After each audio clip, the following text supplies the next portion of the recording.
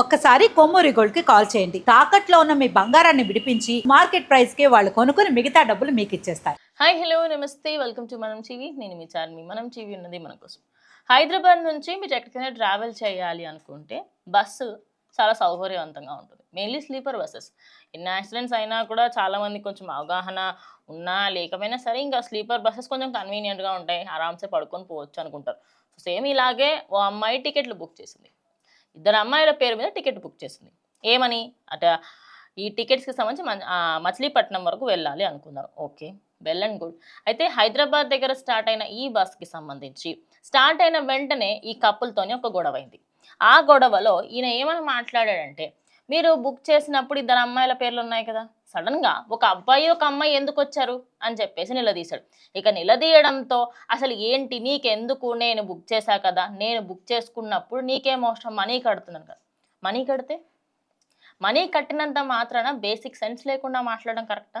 దీనికి సంబంధించి అక్కడ మిగతా బస్సులో ఉన్న వాళ్ళందరూ కూడా వాళ్ళని ఇష్టం వచ్చినట్టుగా మాట్లాడడము, కొద్దిసేపటికి అది ఏదైతే ఆ గొడవ అనేది ఉందో సద్దుమడిగిపోయింది. ఓకే, డన్, ఇక్కడ వరకు బాగానే ఉంది. అయితే ఎప్పుడైతే మచిలీపట్నంలో బస్సు దిగే టైంకి ఈ అమ్మాయి ఎవరైతే ఉందో తనతో పాటు వచ్చిన లవర్, ఆ అమ్మాయికి ఏమనిపించిందో ఏమో, నువ్వు దీని మీద సీరియస్గా యాక్షన్ తీసుకోవాలి, నువ్వు సీరియస్గా మాట్లాడాలి అని చెప్పి రికార్డ్, అంటే అక్కడ ఒక చిన్న సీసీటీవీ ఉందన్నమాట, దాంట్లో ఇదంతా రికార్డ్ అయింది.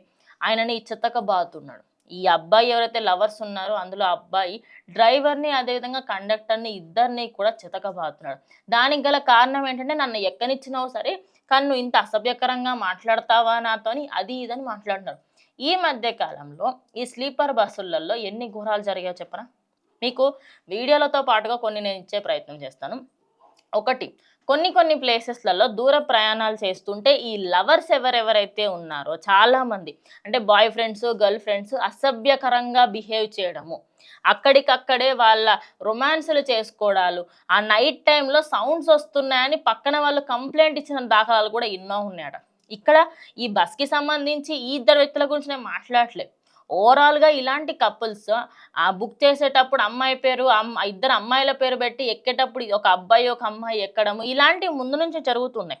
అదే కాకుండా మీకు ఇది వినడానికి చండాలంగా అనిపించవచ్చు కానీ కాండమ్ ప్యాకెట్స్ దొరికాయంట తెలుసా కొన్ని ట్రావెల్స్ బస్సెస్ వాళ్ళకి. వీళ్ళకి సంబంధించి స్లీపర్ బస్సెస్లలో కాండమ్ ప్యాకెట్స్ దొరికాయంట. అంటే ఎంత దారుణానికి దిగజారిపోతుందో ఒక్కసారి ఆలోచించండి.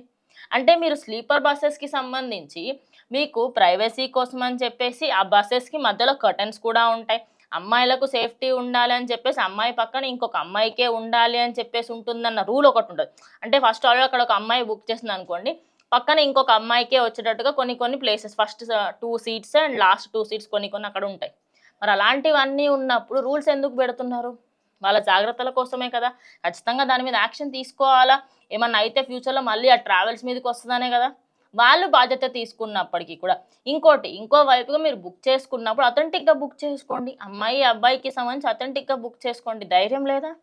అక్కడ ఆ స్లీపర్ బస్లో పడుకొని ఒక 100 కిలోమీటర్ల వరకు వెళ్ళే అంత ధైర్యం ఉంది కానీ అదే బస్సుకి సంబంధించి మీ కరెక్ట్ పేర్లతో బుక్ చేసుకునేంత ధైర్యం లేదా?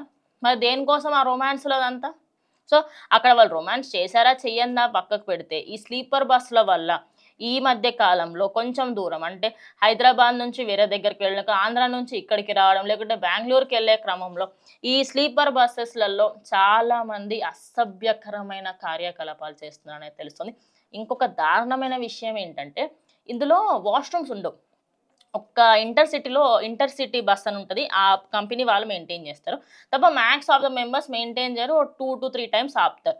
అయితే వీళ్ళు ఏం చేస్తున్నారంట తెలుసా, కొంతమంది కపుల్స్ కాదు, స్లీపర్ బస్సు జరిగే దారుణాలు చెప్తున్నాను నేను. ఒక చిన్న బాటిల్ లేకపోతే ఏదైనా వాటర్ బాటిల్ లేకపోతే వేస్ట్ బాటిల్ ఉంటుంది కదా, ఆ బాటిల్లోనే మలమూత్ర విసర్జన చేస్తున్నారంట. అంత దారుణంగా దిగజారిపోతున్నారు. అండ్ ఎప్పుడైతే క్లీన్ చేస్తారో వాళ్ళకి సంబంధించి పచ్చిగా ఉంటాయంట మొత్తం, అది ఎంత కంపు వాసన వస్తాయంట. ఇవన్నీ ట్రావెల్ ఏజెన్సీస్ వాళ్ళు చెప్తున్న నిజాలు. మరి ఇన్ని జరుగుతున్నప్పుడు ఒక్కసారైనా కొంచెమైనా ఆలోచించాలా కదా, ఏం చేస్తున్నాము, ఎందుకు చేస్తున్నాము. అంటే ఇదొక్కటే కాదు, ఈ ఇష్యూ బయటకు వచ్చింది కాబట్టి ఇవన్నీ బయటకు వచ్చినాయి. కానీ కొన్ని నార్త్ సైడ్ ఉన్న కొన్ని బస్ ట్రావెల్స్ వాళ్ళంటే వాళ్ళు నిజాలు బయట పెట్టారు.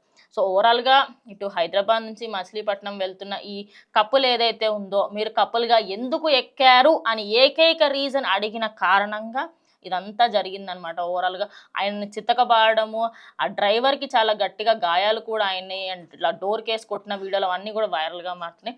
ప్రెజెంట్ అయితే పోలీసులు ఈయన పైన కేసు నమోదు చేసి ఇన్వెస్టిగేషన్ స్టార్ట్ చేస్తున్నారు. వీళ్ళిద్దరిని కూడా జైల్లో వేసే ఆలోచనలో కూడా ఉన్నారని తెలుస్తుంది.